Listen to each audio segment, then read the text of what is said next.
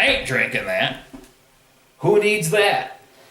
Jesus says, well, this is the agreement.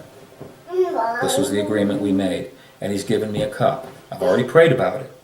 I've asked that the cup could pass from me. And Dad said, no, this is the way forward.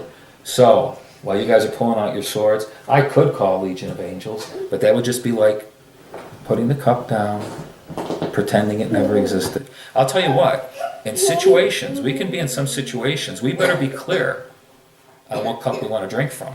Because is it possible that some of the things that we have taken on board is the wrong cup, and the cups that have been given to us are over here someplace?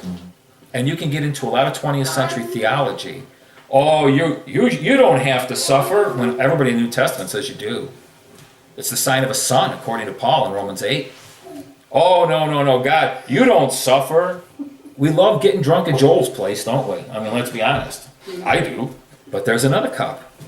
The last one about John 2, I had said it last week, I'll say it again. He did make a whip. It says he drove them all out in John 2. And then on Palm Sunday, the other Gospels record a similar event. But the question has to be, so was he promoting war when he did that? Was he being violent according to our opening definition?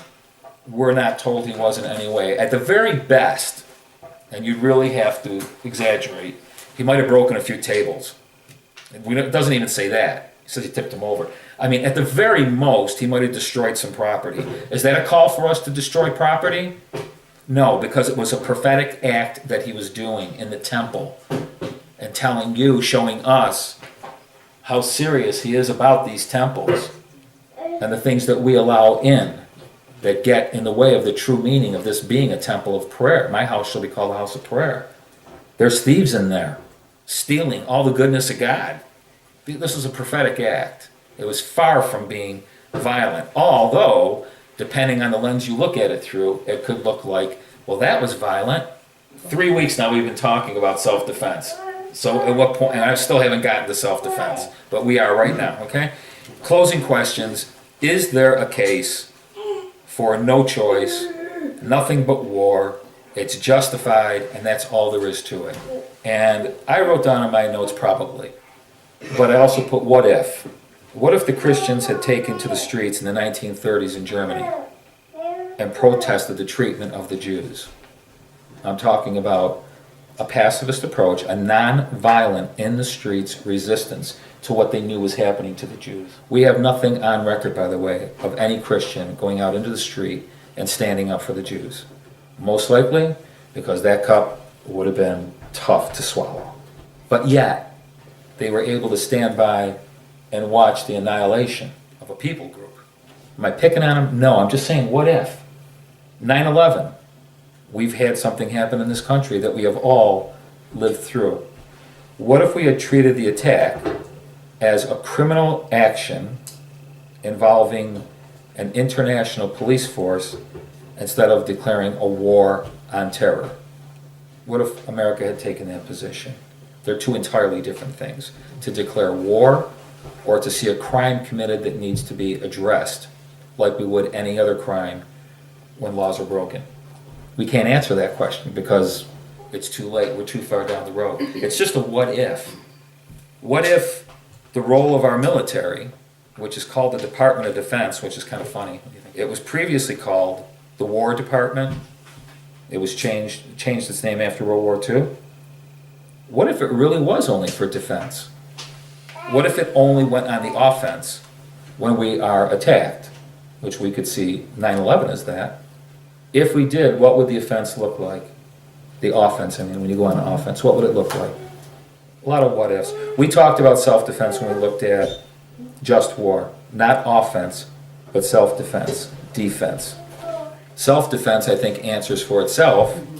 You say somebody breaks into your home, and we have to defend ourselves. There's a fine line there, isn't there, between defending yourself and going on the offense. She was talking about our instinct that kicks in when threatened, whether it's our own lives or a loved one. And I look at it and I think that's true. There's no way I would disagree with you. But doesn't that make us more accountable? In other words, if you didn't know that, you get caught by surprise. But if you know it, if you know the human instinct, and my human instinct, if somebody comes through that door before I ask them what they're doing here, I don't have a weapon. Oh, I got knives. But whatever. I grab the closest thing to me and jam it up his nose.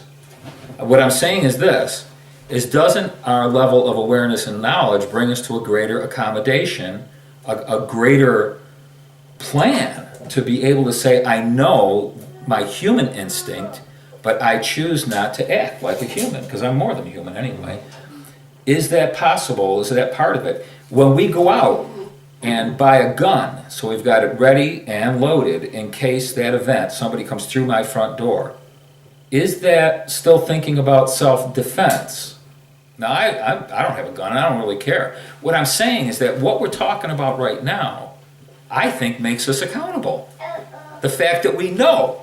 If we didn't know, the two little ones, if they never thought about instinct and something comes at them, they are going to act instinctively. But what about those of us who say, there is a possibility this could happen? What would be my response? To act instinctively or to act accordingly? This is not easy, by the way. But And you're right. Isn't that why Luke would perhaps put that in there to draw the attention to the sword to Bible and only to put it back down? Yeah, I think personally, I think what that's about, it has nothing at all to do with metal swords. That his injunction to them was a spiritual one. Yeah. About carrying the sword that he had carried and speaking the word, the whole thing. When they say to him, we have two swords, his response to them is, that's enough. It was like, actually, that's too many, but that's fine. You got two swords, God bless you all.